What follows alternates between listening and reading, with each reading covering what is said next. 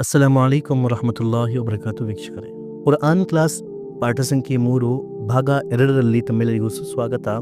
ಅಲ್ಹಮ್ದುಲಿಲ್ಲಾ, ಕುರ್ಆನ್ ಕ್ಲಾಸಿನಲ್ಲಿ ಇಲ್ಲಿಯವರೆಗೆ ನಾವು ಕಲಿತಿದ್ದೇವೆ ಕುರ್ಆನಿಕ್ ಅಕ್ಷರಗಳನ್ನು, ಅದರ ವಿವಿಧ ರೂಪಗಳನ್ನು ಮಿಶ್ರಿಸಿ ಬರೆಯುವಾಗ ಇವುಗಳು ಯಾವ ರೂಪದಲ್ಲಿ ನಮಗೆ ಕಾಣಿಬರುತ್ತವೆ ಇವೆಲ್ಲವನ್ನು ಅಲ್ಹಮ್ದುಲಿಲ್ಲಾ ನಾವು ಕಲಿತಿದ್ದೇವೆ. ಹಾಗೂ ಅದರೊಂದಿಗೆ ಈ 3ನೇ ಪಾಠದಲ್ಲಿ ನಾವು ಅರಬಿ ಅಕ್ಷರಗಳ ಮೇಲೆ ಬರುವ ಒಂದು ಚಿಹ್ನೆ ಜಬರ್, ಇದರ ಬಗ್ಗೆಯೂ ಸಹ ಅಲ್ಹಮ್ದುಲಿಲ್ಲಾ ಕಲಿತಿದ್ದೇವೆ. ಈಗ ಅರಬಿ ಅಕ್ಷರಗಳ ಮೇಲೆ ಬರುವ 2ನೇ ಚಿಹ್ನೆ ಝೇರ್ ಬಗ್ಗೆ ಇಂದಿನ ಪಾಠದಲ್ಲಿ ನಾವು ತಿಳಿದುಕೊಳ್ಳೋಣ. ವೀಕ್ಷಕರೇ, ಈ ಪಾಠವೂ ಸಹ ಬಹಳ ಸುಲಭವಾಗಿದೆ. ಹಿಂದಿನ ಪಾಠದಲ್ಲಿ ನಾವು ಕೇಳಿದ್ದೇವೆ, ಯಾವುದೇ ಒಂದು ಅಕ್ಷರದ ಮೇಲೆ ಈ ರೀತಿ ಒಂದು ಸಣ್ಣ ಅಡ್ಡ ಗೆರೆ ಬಂದರೆ ಇದನ್ನು ಜಬರ್ ಎನ್ನುತ್ತಾರೆ. ಹಾಗೂ ಈ ಜಬರ್ ಚಿಹ್ನೆ ಸದಾ ಅಕ್ಷರಗಳ ಮೇಲೆ ಬರುತ್ತದೆ. ಈಗ ಅದೇ ಅಡ್ಡಗೆರೆ ಈ ಚಿಹ್ನೆ ಯಾವುದೇ ಅಕ್ಷರದ ಕೆಳಗೆ ಬಂದರೆ ಇದನ್ನು ಝೇರ್ ಎನ್ನುತ್ತಾರೆ. ಉದಾಹರಣೆಗೆ ನೀವು ಇಲ್ಲಿ ನೋಡಬಹುದು, ಇದು ಅಲಿಫ್, ಇದರ ಮೇಲೆ ಈ ಚಿಹ್ನೆ ಬಂದರೆ ಹಮ್ಜಾ ಜಬರ್ ಅ. ಅದೇ ಚಿಹ್ನೆ ಈಗ ಕೆಳಗೆ ಬಂದರೆ ಹಮ್ಜಾ ಝೇರ್ ಇ. ಸೊ ಜಬರ್ ಹಾಗೂ ಝೇರಿನ ನಡುವಿನ ಮೊಟ್ಟ ಮೊದಲನೇ ಅಂತರ ಜಬರ್ ಅಕ್ಷರದ ಮೇಲೆ ಬರುತ್ತದೆ ಹಾಗೂ ಝೇರ್ ಅಕ್ಷರದ ಕೆಳಗೆ ಬರುತ್ತದೆ. 2ನೇ ಅಂತರ ಜಬರಿನ ಧ್ವನಿಯು ಮೇಲಕ್ಕೆ ಹೋಗುತ್ತದೆ. ಉದಾಹರಣೆಗೆ ಬಾ ಜಬರ್ ಬಾ. ಹಾಗೂ ಝೇರಿನ ಧ್ವನಿ ಕೆಳಗೆ ಹೋಗುತ್ತದೆ. ಉದಾಹರಣೆಗೆ ಬಾ ಝೇರ್ ಬಿ. ಮುಂದೆ ನಮಗೆ ಇನ್ನು ಸ್ಪಷ್ಟವಾಗಿ ಅರ್ಥವಾಗುತ್ತದೆ. ಇಲ್ಲಿ ಸ್ಕ್ರೀನ್ ಮೇಲೆ ನೀವು ನೋಡುತ್ತಿರಬಹುದು, ಹಮ್ಜಾ, ಇದರ ಕೆಳಗಡೆ ಈ ಚಿಹ್ನೆ ಝೇರ್. ಇದನ್ನು ಈಗ ಯಾವ ರೀತಿ ಓದಬೇಕು? ಹಮ್ಜಾ ಝೇರ್ ಇ. ಈಗ ಇದು ಈ ಚಿಹ್ನೆ ಬರುವ ಮುನ್ನ ಈ ಅಕ್ಷರವು ಅಲಿಫ್ ಇತ್ತು, ಆದರೆ ಈಗ ಇದನ್ನು ಹಮ್ಜಾ ಎಂದು ಯಾಕೆ ಓದಲಾಗುತ್ತದೆ ಇದನ್ನು ಸಹ ನಾವು ಹಿಂದಿನ ಪಾಠದಲ್ಲಿ ವಿವರಿಸಿದ್ದೇವೆ.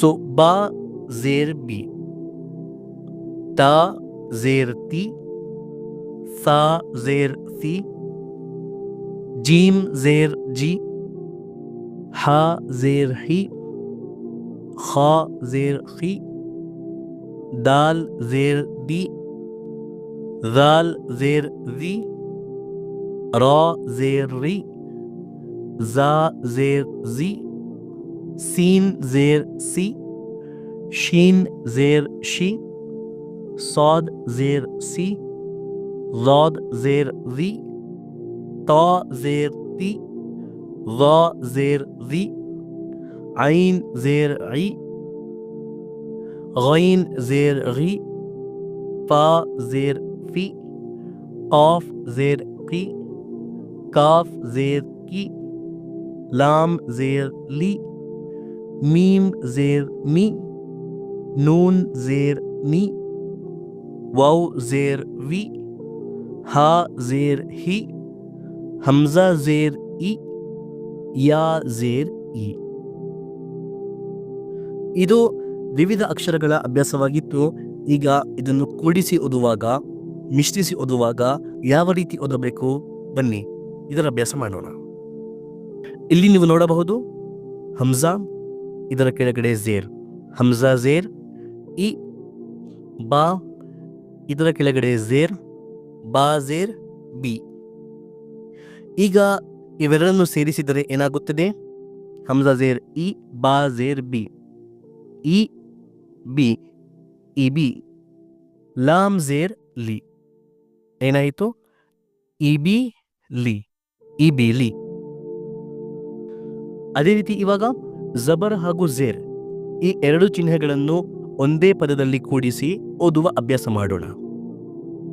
ರಾ ಜಬರ್ ರಾ, ದಾಲ್ ಝೇರ್ ದಿ, ಏನಾಯಿತು? ರಾ ಹಾಗೂ ದಿ, ರಾ ದಿ. ಫಾ ಜಬರ್ ಫಾ, ಏನಾಯಿತು? ರದಿ ಫಾ, ರದಿ ಫಾ. ಇದೇ ರೀತಿ ಹಾ ಜಬರ್ ಹ, ಮೀಮ್ ಝೇರ್ ಮೀ, ಹಮಿ. ದಾಲ್ ಜಬರ್ ದ, ಹಮೀದ. ಶೀನ್ ಜಬರ್ ಶಾ, ಹಾ ಝೇರ್ ಹಿ, ಶಹಿ. ದಾಲ್ ಜಬರ್ ದ, ಶಹೀದ. ಬಾ ಜಬರ್ ಬಾ, ಖಾ ಝೇರ್ ಖಿ, ಬಖಿ, ಲಾಮ್ ಜಬರ್ ಲಾ, ಬಖೀಲಾ. ಸೀನ್ ಜಬರ್ ಸಾ, ಖಾ ಝೇರ್ ಖಿ, ಸಖಿ, ರಾ ಜಬರ್ ರಾ, ಸಖೀರಾ. ರಾ ಜಬರ್ ರಾ, ಹಾ ಝೇರ್ ಹಿ, ರಾಹಿ, ಮೀಮ್ ಜಬರ್ ಮಾ, ರಾಹೀಮಾ. Lam Jaber law, bin ಝೇರ್ I, ಲಾಯಿ, ಬಾ ಜಬರ್ ಬಾ, ಲಾಯಿಬಾ. ಸೊ ಈ ರೀತಿ ಇವುಗಳನ್ನು ನಾವು ಓದಬೇಕು. ಜಬರ್ ಚಿಹ್ನೆ ಹಾಗೂ ಝೇರ್ ಚಿಹ್ನೆ ಒಂದೇ ಪದದಲ್ಲಿ ಬಂದರೆ ಇವುಗಳನ್ನು ಯಾವ ರೀತಿ ಓದಬೇಕು ಇದು ನಿಮಗೆ ಉತ್ತಮವಾಗಿ ಅರ್ಥವಾಗಿರಬಹುದು. ಸೊ ಈ ರೀತಿ ಒಂದೊಂದಾಗಿ ಎಣಿಸಿ ಓದುವುದನ್ನು ಹಿಜ್ಜೆ ಓದುವುದು ಎಂದು ಹೇಳಲಾಗುತ್ತದೆ. ಇದನ್ನು ಸಹ ನಾವು ಹಿಂದಿನ ಪಾಠದಲ್ಲಿ ವಿವರಿಸಿದ್ದೇವೆ. ಈಗ ಇವುಗಳನ್ನು ಹಿಜ್ಜೆ ಮಾಡದೆ, ಅರ್ಥಾತ್ ಒಂದೊಂದಾಗಿ ಓದದೆ ಸಂಪೂರ್ಣ ಅಕ್ಷರಗಳನ್ನು ಒಂದೇ ಬಾರಿ ಓದೋಣ. ಇದನ್ನು ರವಾ ಓದುವುದು ಎನ್ನುತ್ತಾರೆ. ಬನ್ನಿ ಈಗ ಇದರ ಅಭ್ಯಾಸ ಮಾಡೋಣ. ಇಬಿಲಿ, ರದೀಫಾ, ಹಮಿದ, ಶಹೀದ, ಬಖೀಲ, ಸಖೀರ, ರಹೀಮ, ಲಾಯಿಬ. ನೀವು ಮೊದಲನೇ ಬಾರಿ ಕಲಿಯುತ್ತಿದ್ದೀರಾ ಎಂದರೆ ನಿಮಗೆ ಸ್ವಲ್ಪ ಕಷ್ಟ ಎಂದು ಕಾಣುತ್ತಿರಬಹುದು, ಆದರೆ ಇದು ಅತ್ಯಂತ ಸುಲಭವಾಗಿದೆ. 10-15 ಬಾರಿ ಈ ರೀತಿ ಹಿಜ್ಜೆ ಓದಿರಿ. ಎಲ್ಲ ಅಕ್ಷರ ಹಾಗೂ ಅದರ ಚಿಹ್ನೆಯನ್ನು ತಿದ್ದಿ ಓದಿರಿ. ನಂತರ ನಿಮಗೆ ಇನ್ಶಾಲ್ಲಾ ರವಾ ಅರ್ಥಾತ್ ಕೇವಲ ಪದಗಳನ್ನು ಸಂಪೂರ್ಣವಾಗಿ ಒಂದೇ ಬಾರಿ ಓದಲು ಸುಲಭವಾಗುತ್ತದೆ. ಈ ರೀತಿ ನೀವು ಒಂದೊಂದಾಗಿ ಹೆಜ್ಜೆ ಇಡುತ್ತಾ ಅಲ್ಹಮ್ದುಲಿಲ್ಲಾ ಸಂಪೂರ್ಣವಾಗಿ ಎಲ್ಲ ಕುರ್ಆನನ್ನು ಓದುವವರಾಗುತ್ತೀರಾ. ಸೊ ಇಂದಿನ ಹೋಮ್ವರ್ಕ್ ಇದೇ ವೀಕ್ಷಕರೇ. ಪಾಠ ಸಂಖ್ಯೆ 3 ಭಾಗ 1 ಅರ್ಥಾತ್ ಜಬರ್ ಚಿಹ್ನೆಯ ಸಂಪೂರ್ಣ ಪಾಠವನ್ನು ಬರೆಯುವುದಾದರೆ 2 ಬಾರಿ ಬರೆಯಿರಿ, ಓದುವುದಾದರೆ 5 ಬಾರಿ ಓದಿರಿ. ಹಾಗೂ ಈ ಝೇರ್ ಚಿಹ್ನೆಯ ಪಾಠವನ್ನು ಬರೆಯುವುದಾದರೆ 3 ಬಾರಿ ಬರೆಯಿರಿ, ಓದುವುದಾದರೆ 10 ಬಾರಿ ಓದಿರಿ. ಐ ಹೋಪ್ ನಿಮಗೆ ಎಲ್ಲವೂ ಸ್ಪಷ್ಟವಾಗಿ ಅರ್ಥವಾಗಿರಬಹುದು.